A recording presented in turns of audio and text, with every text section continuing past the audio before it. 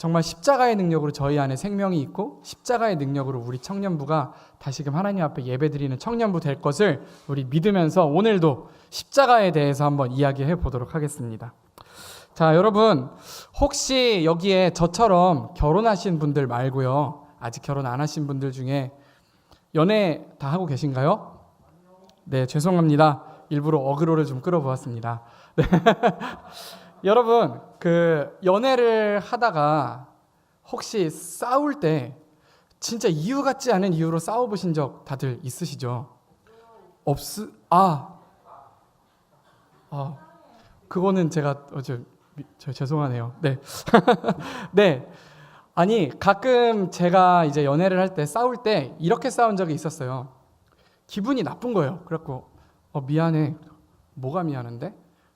몰라요. 미안해. 기분 나쁘잖아. 내가 잘못했어. 뭐가 미안하냐고 대답을 못해요. 그럼 너 미안하다는 말도 하지 마. 너 그거 미안한 것도 아니야. 그럼 뭐라 그래요? 미안해. 그러면 미안하다고 하지 말랬잖아. 이러면서 싸우게 되는 거예요. 제일 힘든 싸움이 왜 화났는지 모를 때 싸울 때예요. 어떻게 풀어줘야 될지도 모르겠고 어떻게 해야 될지 이유를 모를 때 가장 힘듭니다. 여러분 혹시 소문 들으셨나요? 제가 요 며칠간 아팠다는 소문이요. 이게 저는 그냥 몇 사람에게만 얘기했는데 많이들 아셨더라고요. 뭐 엄청나게 아픈 것 같지만 그건 아니고요. 요 며칠간 제가 아팠습니다. 갑자기 이렇게 걸어가는데 갑자기 왼쪽 등 뒤편이 엄청 꽉 조이는 것처럼 하면서 숨이 안 쉬어질 정도로 아팠어요. 통증이 되게 심했습니다. 그래서 처음에는 이게 그냥 금방 낫겠지 했는데 그날 밤이 됐는데 누워도 아프고 엎드려도 아프고 옆으로 돌아 누워도 아프고 앉아도 아프고 서도 아픈 거예요. 그러니까 진짜 잠을 잘 수가 없었어요. 계속 통증이 너무 심해서 계속 흡 이렇게 참으면서 밤새 저는 어정쩡한 자세로 핸드폰을 하기 시작했습니다. 이게 너무 왼쪽 등 중앙이 아프니까 어떻게 된 건지 검색을 하다 보니까요. 여러분 구글이나 유튜브에 왼쪽 등 중앙이라고 찾아보세요. 이제 어마어마무시한 병들이 나타나기 시작합니다. 제가 처음에는 그냥 근육 통증이겠지라고 생각하다가 찾다 보니까 이거 췌장암 아니야? 이거 찾다 보니까 대상포진이네? 이거 찾다 보니까 식도염이네? 별게 다 나오는 거예요. 나중에는 이거 갈비뼈 골절인데? 큰일 났다. 엄청 제 마음이 그 밤 동안 아내는 자고 물론 저를 간호해 주다가 잠들었고 아내는 자고 저는 너무너무 아프고 이제 큰일 났다 하면서 정말 마음의 준비를 해야겠다는 생각을 했어요. 왜냐하면 통증이 그냥 근육통이 아니었거든요. 진짜 내장이 아픈 것 같다는 생각이 들 정도였습니다. 그 다음날 일어나서 제가 병원을 3군데를 갔습니다. 첫 번째는 정형외과를 갔는데요. 엑스레이를 진짜 대충 찍어보고 그냥 약 처방해 주시더라고요. 그래서 신뢰가 안 가서 이제 그 다음에 통증의학과를 찾아갔습니다. 거기서 엑스레이를 하고 이번에는 그 초음파 기계를 하면서 꾹꾹 눌러가면서 실금이 간 것은 아닌지 이렇게 보더라고요. 결과는 아주 멀쩡했습니다. 아픈 곳 하나 없었어요. 근육도 멀쩡하고 실금도 없었고 뼈가 없으면 안 되죠. 뼈도 다친 것이 없었습니다. 그래서 저는 더 심각해졌습니다. 야, 이거 뼈도 아니고 근육도 아니면 췌장이다. 정말 큰일 났다 생각했어요. 그래서 내과를 가서 이번에 CT를 촬영을 했습니다.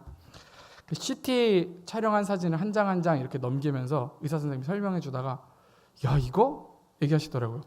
그래서 제가 이 진짜 뭐가 발견이 됐구나. 아니나 다를까 이렇게 봤는데 정말 CT 그 한가운데 제 사진이 있었는데 이만한 덩어리들이 한 4개가 뱃속에 이렇게 있었어요. 와, 이거 뭐지? 어떻게 해야 되지? 하고 얘기하는데 의사 선생님이 얘기했습니다. 이거 다 지방이에요. 내장 지방이 이렇게 많으니까 당연히 아플 수밖에 없지, 등이. 이렇게 얘기하시더라고요. 그래서 어떻게 팔다리는 이티처럼 말랐는데 피하 지방은 하나도 없는데 배에만 이렇게 내장 지방이 많냐? 그래서 전문가 소견으로 제가 허리가 아픈 이유는 살쪄서였습니다. 그래서 살을 빼라는 그 답변을 듣고 허무하기는 했는데요. 허무하기는 했지만 그래도 제 마음이 좋았습니다. 왜냐하면 그 밤 동안 저는 이유를 몰라서 엄청나게 막 마음의 준비도 하고 진짜 큰 돈 들어가겠다는 생각도 하고 있었거든요. 청년부 예배는 어떡하나, 당장 금요 예배는 어떡하나 고민이 많았거든요. 그런데 어느 정도 잠정적인 결론으로 살이 쪄서 살을 빼라 라는 이유를 듣고 나니까 마음이 한결 편해졌습니다. 네, 여기서 또 신앙 얘기를 하네요. 우리 신앙도 비슷한 것 같아요. 교회 공동체에서 우리는 신앙에 대해서 많이 듣고 믿음에 대해서 많이 듣고 하지만 이유를 모르고 믿어라, 십자가를 져라. 우리 지난달 계속 십자가에 대해서 이야기하고 있었죠. 십자가를 져라 이런 말을 할 때 이유가 없다면 그건 억지로 지는 십자가가 될 뿐입니다. 이유 없이 지는 십자가는 더 힘들고 괴롭기만 합니다. 그 이유를 알아야만 하는 것입니다. 그래서 오늘 이 말씀 가운데에서 구레네 시몬이라는 사람이 십자가를 진 이야기를 통해서 우리가 왜 십자가를 져야 하는지, 우리가 왜 예수님과 동역해야 되는지 그 이유를 찾아가시는 오늘 예배가 되었으면 좋겠습니다. 오늘 다시 한번 말씀을 같이 읽도록 하겠습니다. 21절의 말씀 우리 한 목소리로 같이 읽겠습니다. 21절입니다. 시작. 마침 알렉산더와 루포의 아버지인 구레네 사람 시몬이 시골로부터 와서 지나가는데 그들이 그를 억지로 같이 가게 하여 예수의 십자가를 지우고. 오늘 말씀은 예수님이 십자가에 달리기 직전에서부터 시작합니다. 예수님이 병정들에게 잡혀서 온갖 희롱을 다 당하십니다.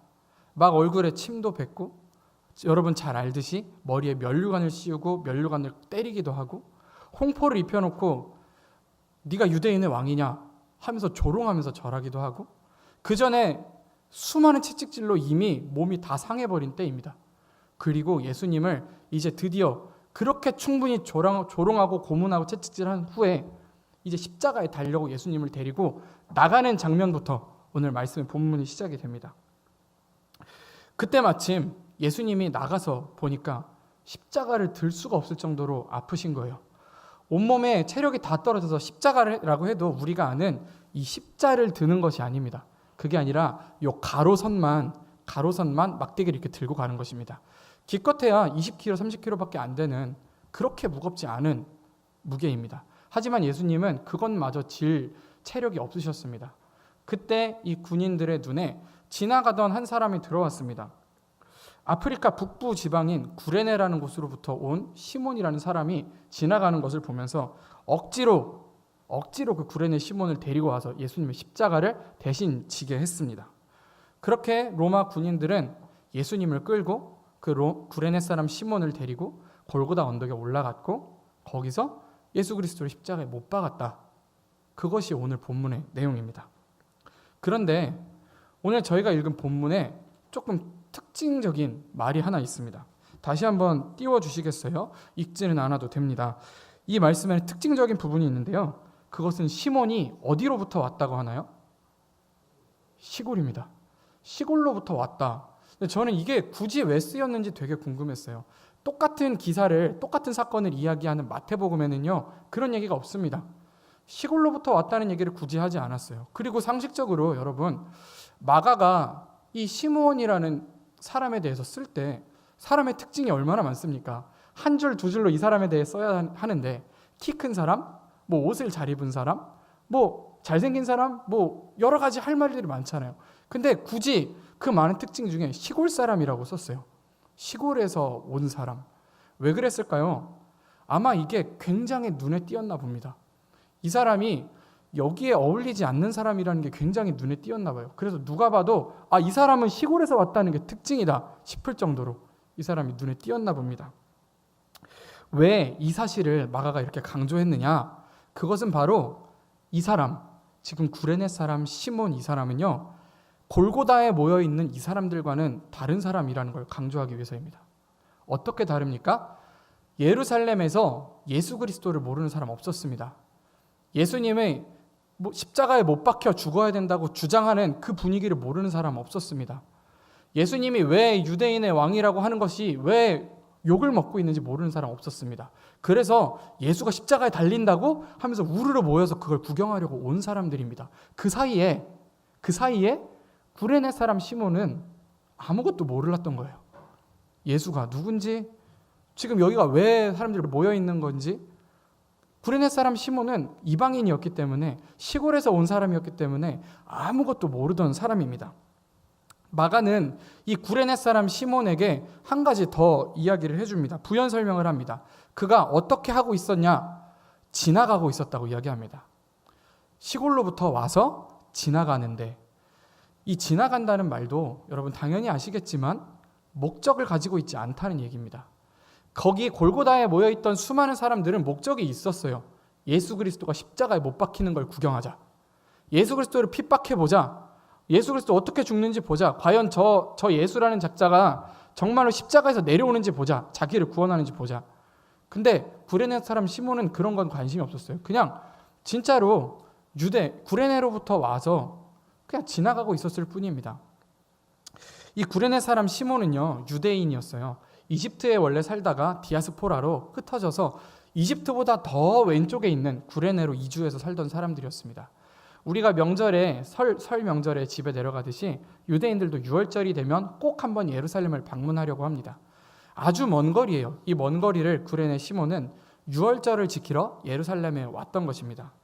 그래서 그의 관심은 유월절 뿐이었습니다. 그러다가 사람이 웅성웅성 몰려있는 곳에 이렇게 지나가고 있었을 뿐입니다. 예수가 누군지, 예수가 어떤 사람인지, 왜 저러고 있는지 아무것도 알지 못했습니다. 그런 그에게 갑자기 황당한 일이 다음 순간 일어납니다. 갑자기 로마 군인들이 억지로 그를 끌어다가 십자가를 매게 한 거예요. 너무 황당한 일이죠. 예수의 십자가를 매는 일이면 예수의 12제자가 하던가, 예수의 십자가를 매는 일이면 적어도 종교 지도자들이 하던가, 아니면 적어도 예루살렘 사람들이 하던가. 구레네에서 온, 시골에서 온 이 사람이 뭘 안다고 예수가 누군지도 모르는 사람에게 십자가를 매게 합니다. 얼마나 황당했을까요? 살던 곳으로부터 멀리 떨어져서 이렇게 왔는데 이 타지에서 십자가를 지게 되다니요. 심지어 그날은 유월절이었습니다. 유월절날 유대인들에게 피를 만진다는 것은 아주 불경한 일입니다. 심지어 범죄자가 매달릴 십자가에 피 묻은 십자가를 손으로 만진다는 것은 아주 불쾌한 일입니다. 그것을 강제로 해야 했다니요. 구레네 시몬은 상당히 화가 나기도 할 일이었고 아주 당황스러운 일이었을 것입니다. 이제 구레네 사람 시몬의 마음을 좀 생각해 보죠.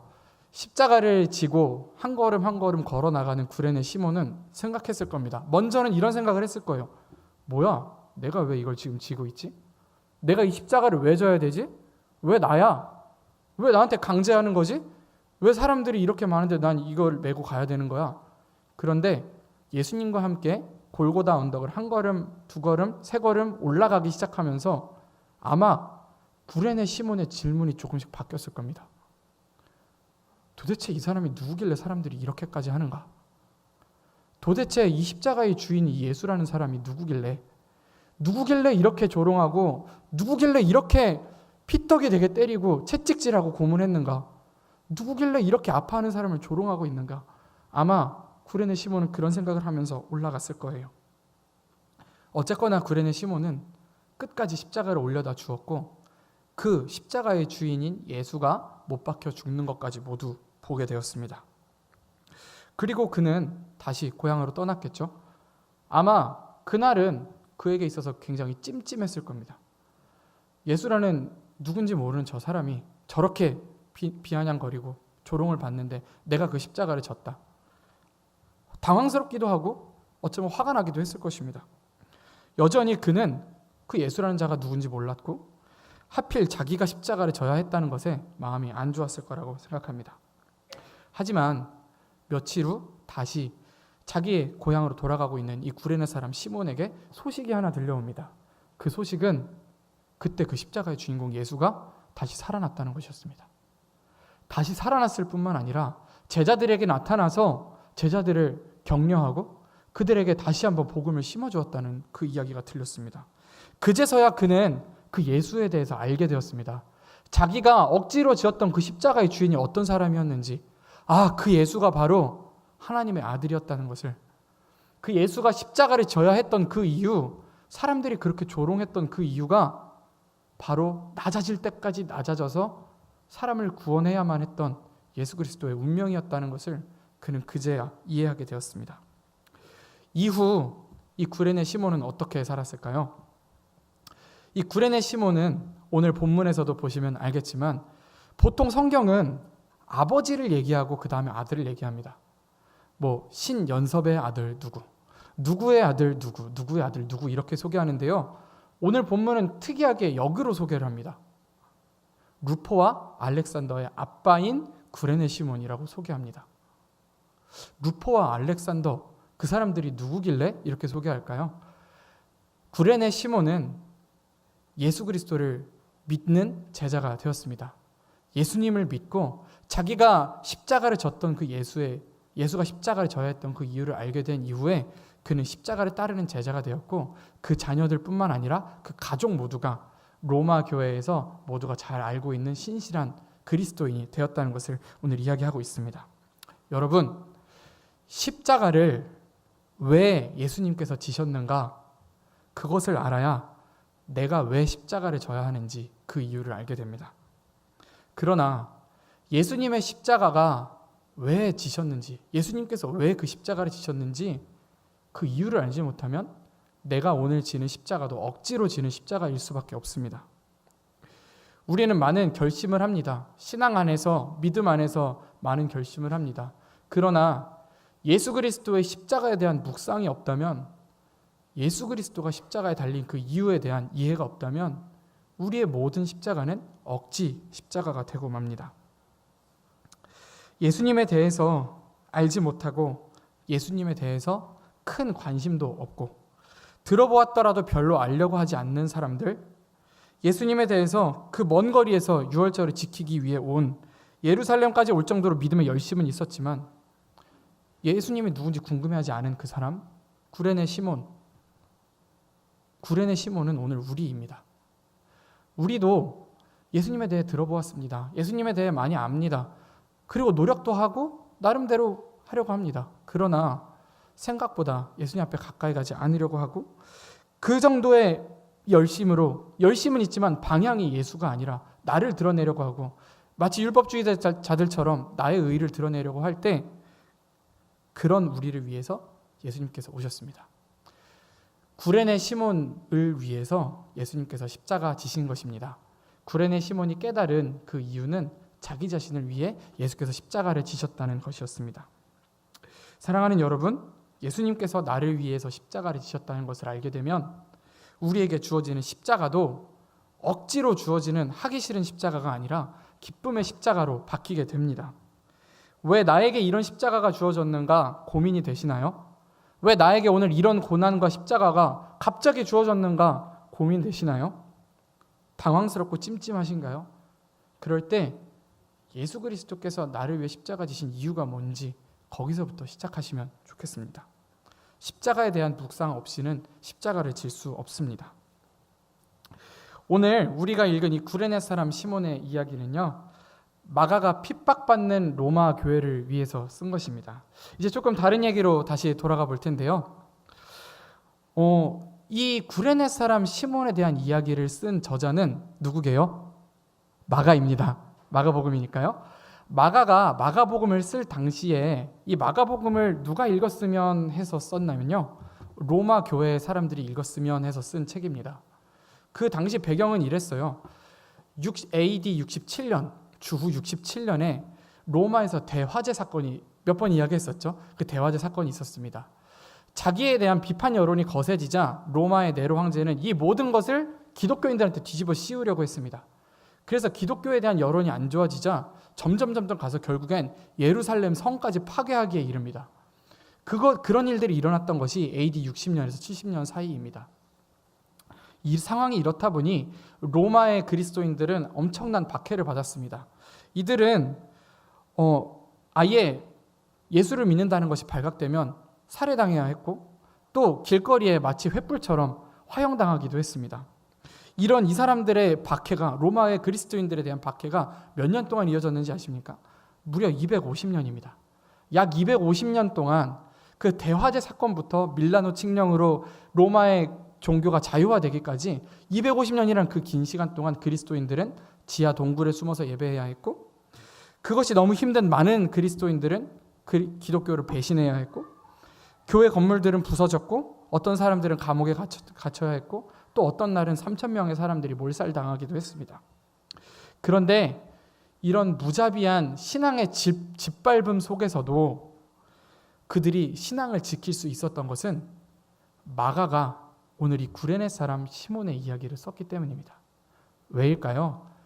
루포와 알렉산더라고 하는 사람은 로마 교회의 동료들이었습니다.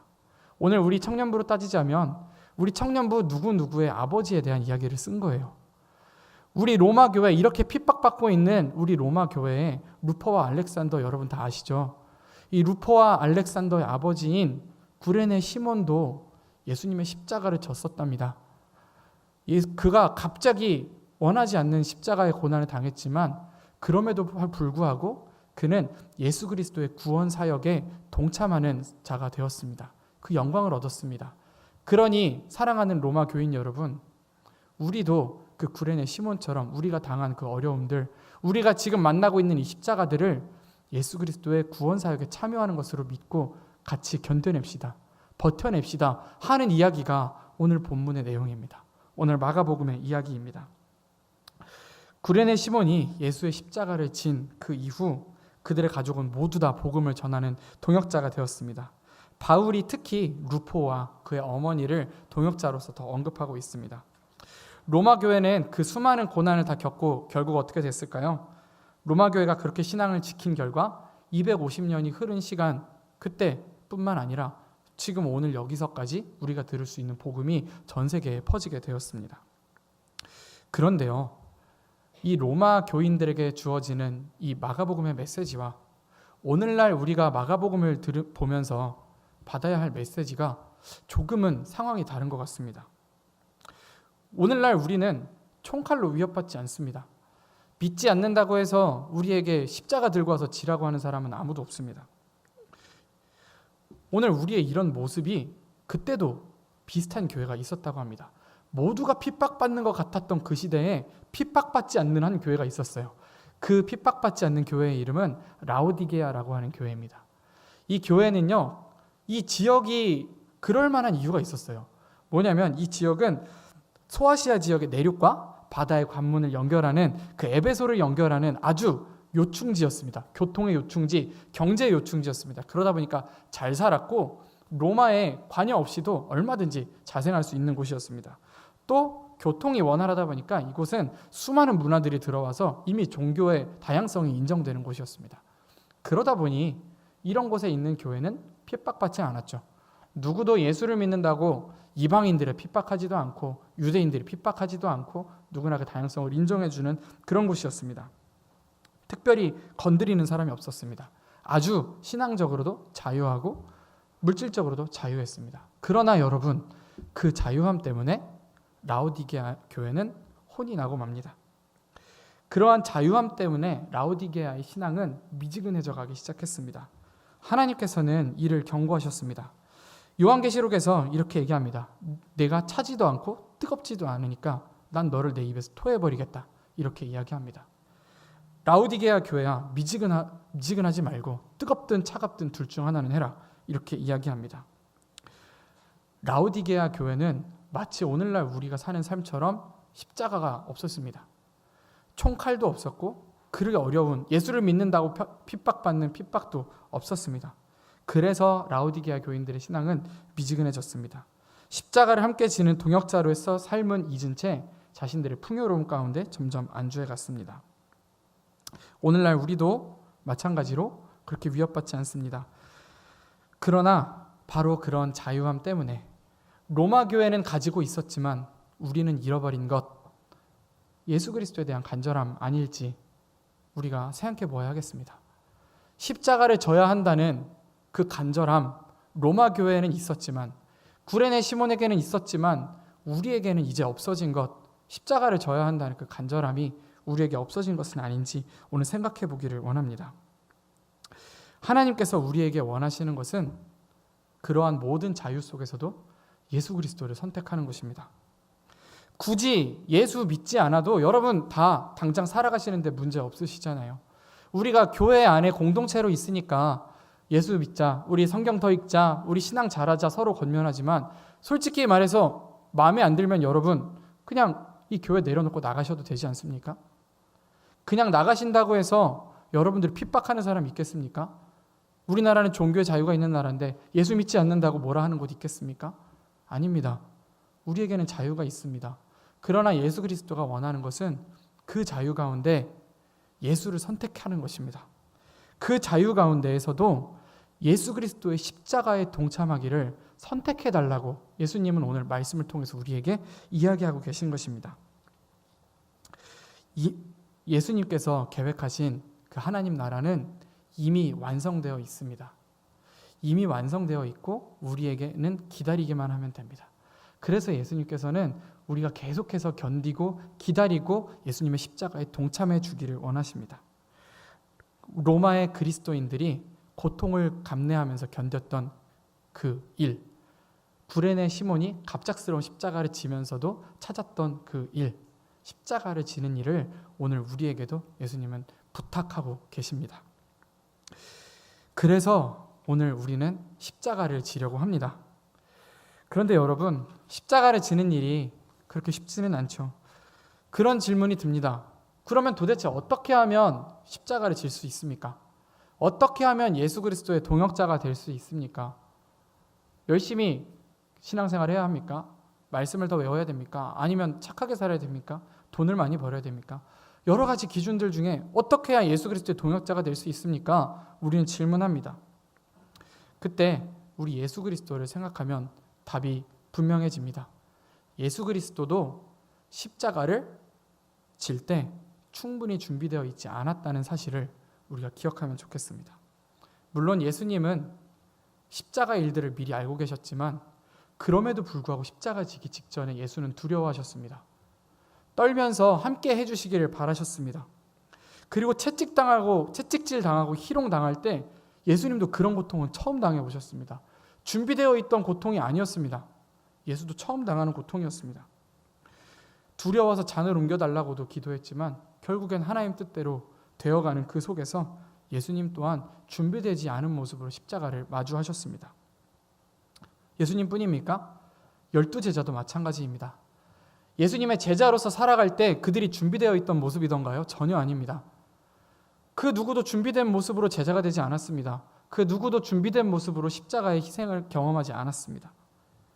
그렇지만 그들은 십자가를 지기로 선택했습니다. 오늘 우리 말씀 본문에 있는 구레네 시몬은 어떤가요? 준비가 되어 있던가요? 전혀 아닙니다. 예수가 누군지도 모르고 마음도 없었고 누군지도 모르고 진짜 아무 생각도 없는 그에게, 의지조차 없는 그에게도 십자가는 주어졌습니다. 전혀 준비되지 않았을 때조차도요. 하지만 역시 구레네 시몬은 그 일 이후에 십자가의 삶을 살기로 결심했습니다. 사랑하는 여러분, 하나님과 함께 동역하기로 예수 그리스도의 십자가를 지기로 우리가 결심할 때에 필요한 자격은 없습니다. 특별한 자격 없습니다. 시골에서 온 유대인, 심지어 예수님을 알지도 못하고 관심도 없었던 그에게도 십자가는 주어졌습니다. 그에게도 하나님은 십자가를 지도록 부르셨습니다. 오늘 우리 중에 그 누구도 이 부름에서 제외되지 않습니다. 하나님은 이미 우리를 동역자로 부르고 계십니다. 이미 우리는 하나님의 동역자로 이곳에 서 있습니다. 그 길의 끝에는, 그 동역의 길의 끝에는 사망 권세를 이기시고 다시 부활하셔서 이 세상을 구원하신 예수 그리스도의 기쁨의 역사가 우리를 기다리고 있습니다. 그리고 우리에게도 사망 권세가 틈타지 못하는 하나님의 나라가 오늘 우리를 기다리고 있습니다. 그러니 사랑하는 여러분, 우리 함께 열심을 냈으면 좋겠습니다. 하나님이 그동안 나를 어떻게 보셨을지 이 시간 한번 생각해 보았으면 좋겠습니다. 하나님의 시선으로 나를 한번 바라보았으면 좋겠습니다. 과연 나는 하나님의 동역자로서 살아가고 있는지, 내가 정말 예수 그리스도의 십자가의 의미를 알고 이 십자가에 뛰어든 것인지 오늘 돌이켜보면서 예수 그리스도의 십자가 함께 지는 사랑하는 동역자 우리 모두가 되었으면 좋겠습니다. 제가 기도하겠습니다. 사랑이 많으신 하나님, 저희 청년부 동역자 모두 이렇게 예배 자리에 나와 있습니다. 각자 저희에게 주어진 역할과 각자 저희가 가지고 있는 재능이 다릅니다. 또 저희가 속해 있는 상황과 또 저희가 처해 있는 그 많은 모습들이 다릅니다. 하지만 주님, 사랑하는 보광중앙교회 청년부 동역자들 이곳에 나와 있으니 하나님 나라를 이루어 가실 줄 믿습니다. 저희 가운데 예수 그리스도의 십자가를 묵상하는 힘을 허락하셔서 예수 그리스도께서 왜 십자가에 달리셨는지 아는 자들이 되게 하여 주시옵소서. 또한 저희가 예수 그리스도의 십자가를 결심하고 살아가는 자들이 되게 하여 주시옵소서. 오늘 저희를 이끄실 십자가의 능력의 예수 그리스도의 이름으로 기도드립니다. 아멘.